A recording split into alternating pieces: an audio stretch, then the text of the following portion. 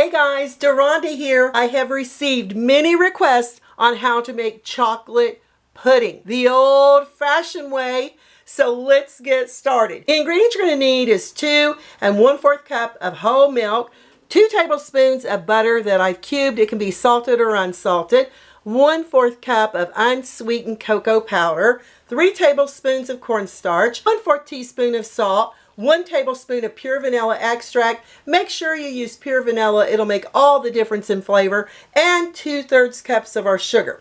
Now let me show you how simple and easy this is to make. In a 2.5 quart saucepan, we're going to add our cocoa powder, along with the sugar,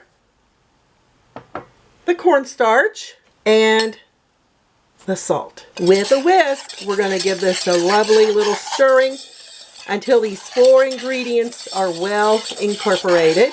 And once it's looking like this, we can set the butter off to the side along with the vanilla.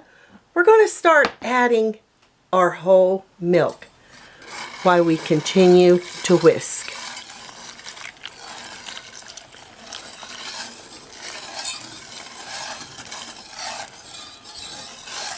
Add it slowly. Now, if you don't have a whisk, you can go ahead and use a large spoon. Over here to the stovetop, over medium heat. Make sure your heat is at medium. We're going to continue stirring or whisking gently until our mixture comes to a boil. With a large spoon, I like to go around the edges, the bottom edges of our ingredients to make sure there's no sugar or cocoa in the corners. Want to get it off the edge of your pan. Make sure you get all your ingredients here into the liquid and continue stirring until it comes to a boil. Once your pudding begins to bubble, you see there's a gentle bubble on there, we're going to continue stirring for 1 minute. So set your timer and continue stirring vigorously.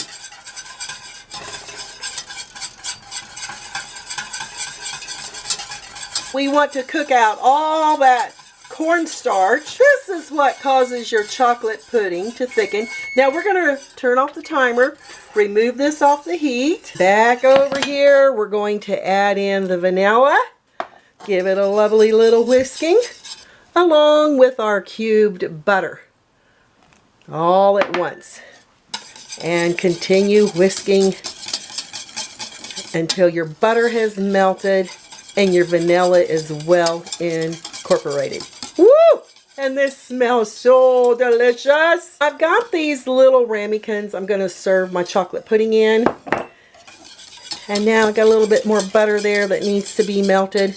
Add it into its serving dish. You can add it into a big bowl or you can add it into individual serving dishes. Begin adding into our serving dish.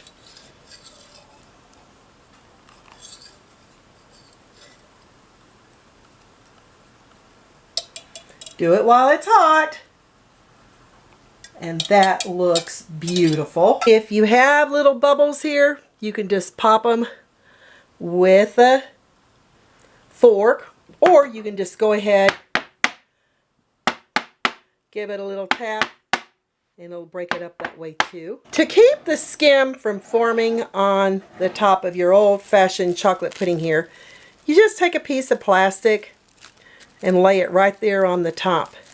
And so when it cools down, you're going to have that lovely, creamy, dark chocolate pudding without that heavy skim on the top. And once I get these all covered, I'm going to let them cool down here in their ramekin for about 2 hours. I'm putting mine here on a cooling rack. They'll cool faster if the bottom's not sitting against a flat surface. You can cool them here on the countertop or in the refrigerator. They'll cool down faster if you take them to the fridge. Let's give one of these a try. And as you can see, this plastic will remove right off the top of your chocolate pudding.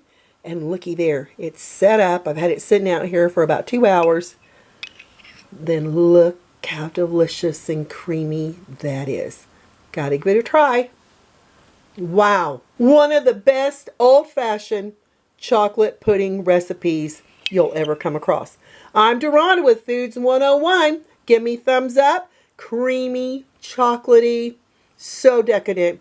You're absolutely going to love it. Thanks a million for watching, and I'll catch you lovely people later.